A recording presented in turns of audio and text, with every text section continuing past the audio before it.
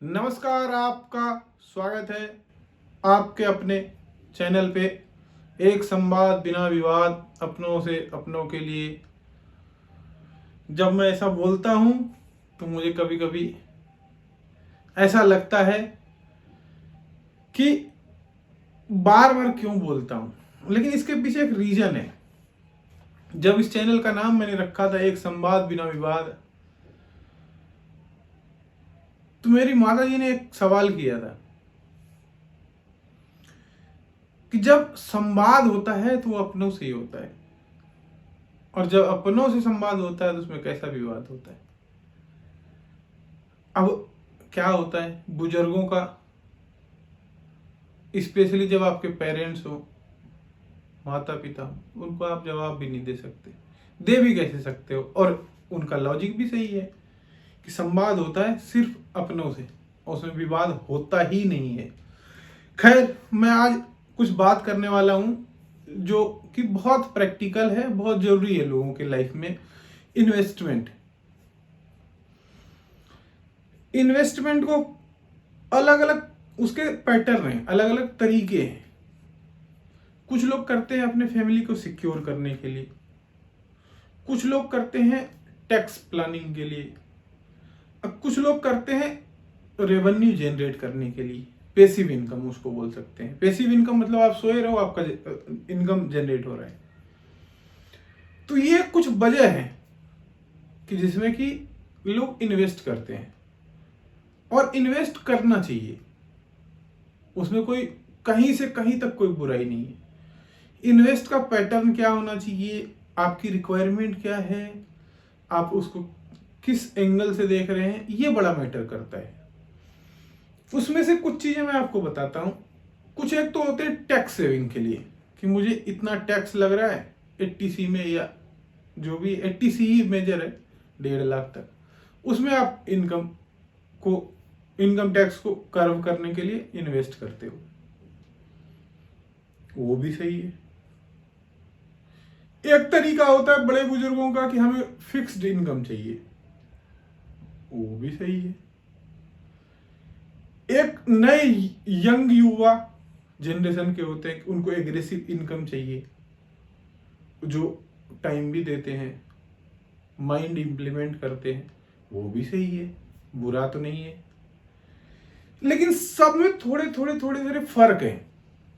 अब फर्क कैसे है?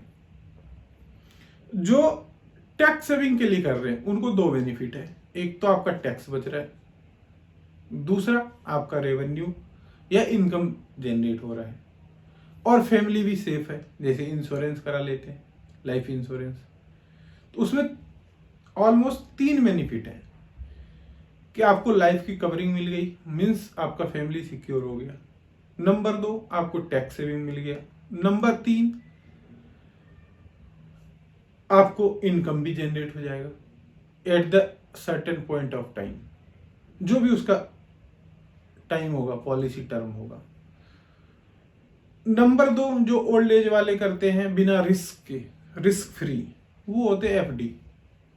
वहां पे कोई रिस्क नहीं है, आपका जो प्रेस्क्राइब्ड रेट ऑफ इंटरेस्ट है उस हिसाब से आपको मिलेगा इनकम, उसमें कोई दिक्कत नहीं है। 2 हो गए। तीसरा है यंग एज के लोग जो शेयर मार्केट में करते हैं काम। शेयर मार्केट में करते हैं या फिर रियल एस्टेट में भी करते हैं। रियल एस्टेट में एक थोड़ी सी जो शॉर्ट कमिंग्स है, उसमें थोड़ा मेजर इन्वेस्टमेंट चाहिए होता है। उसमें आप का वॉल्यूम थोड़ा सा ज्यादा होता है, लेकिन वो भी रिटर्न देते हैं। और लास्ट जो अभी आज के करंट सिनेरियो में चल रहा है, वो है शेयर मार्केट। शेयर मार्केट में 2 तरह से इनकम होती है, और भी कई तरीके से हो सकते हैं, लेकिन मेजरली 2 तरीके से होते हैं। एक आपका होता है डिविडेंड से, कि कंपनी डिविडेंड आपको सर्टेन पॉइंट ऑफ टाइम पे डिविडेंड दे देता है। एक तो वो हो गया, वो भी पैसिव इनकम है। दूसरा ये है कि आपने कोई भी शेयर खरीदा, किस रेट पे खरीदा, वो बढ़ा, आप उसको सेल कर दिए, तो वो एक इनकम है। तो 2 तरीके से वहां इनकम है। तो आपको एनालाइज करना है कि आपका पर्पज क्या है, आप कितना रिस्क टेकर है नहीं है, आपको किस तरह का इनकम चाहिए, टैक्स सेविंग चाहिए, बिना रिस्क के चाहिए, या फिर थोड़ा रिस्क लेकर के रिस्क एपेटाइट बढ़ा करके चाहिए। तो आपको ये डिसाइड करना है कि किस तरीके से आपको इनकम चाहिए इन्वेस्टमेंट से।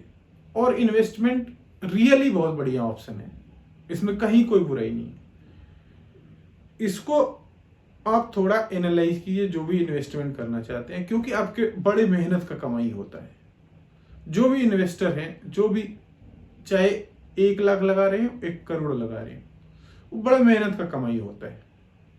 तो उसको सोच समझ के एनालाइज करके उसको इन्वेस्ट कीजिए। और अगर आपको कोई स्पेसिफिक सुझाव चाहिए तो आप कमेंट सेक्शन में सुझाव दीजिए। और मैं आपका शुक्रिया करता हूँ वीडियो देखने के लिए। Thank you so much. Channel अच्छा लगता है तो सब्सक्राइब कीजिए, और वीडियो अच्छा लगता है तो लाइक कीजिए, और कोई सुझाव हो तो कमेंट सेक्शन में ऑलवेज वेलकम है। Thank you so much.